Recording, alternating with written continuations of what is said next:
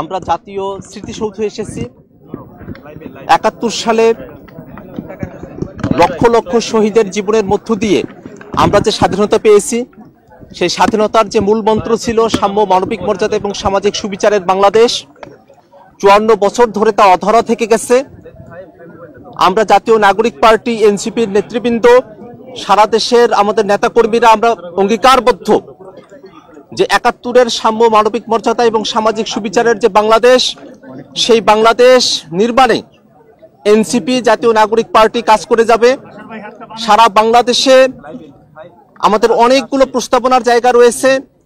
বাংলাদেশকে গোটা বিশ্বের বুকে মাথা উঁচু করে দাঁড়াবার মতো একটি দেশ হিসেবে দেখা, ঢাকা শহরকে গ্লোবাল সাউথের প্রধান হিসেবে দেখা এবং অনেকগুলো স্বপ্ন নিয়ে আমরা আগাচ্ছি।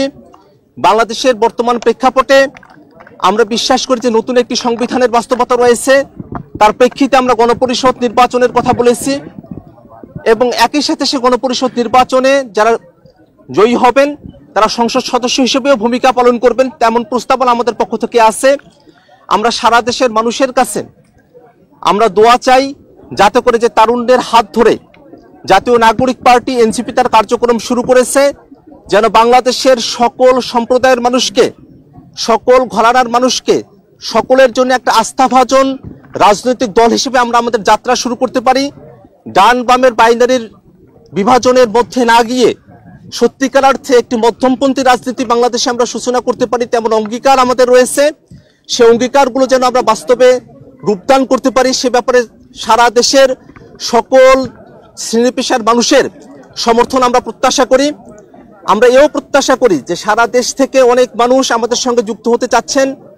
অল্প সময়ের মধ্যেই সারা দেশের সকল জেলায়, সকল উপজেলায় জাতীয় নাগরিক কমিটি তাদের কর্মপরিধি এবং বিস্তৃতি করতে সক্ষম হবে বলে আমরা আশাবাদী। আমাদের ভবিষ্যতে আমাদের যে গণপরিষদ ইলেকশন রয়েছে সেখানে আমরা নতুন করে চিন্তা ভাবনা করছি। আমাদের একটা নতুন সংবিধান প্রয়োজন, সাথে সাথে যে পার্লামেন্টারি বডি রয়েছে সেটা নিয়েও আমরা চিন্তা ভাবনা করছি, লোকাল ইলেকশন যেটা রয়েছে সেটা নিয়েও আমরা চিন্তা ভাবনা করছি। এবং আমাদের যে একটি স্লোগান দেওয়া হয়েছিল ইনকিলাব জিন্দাবাদ, সেটা নিয়ে অনেকের মুখে কথা শোনা যাচ্ছে।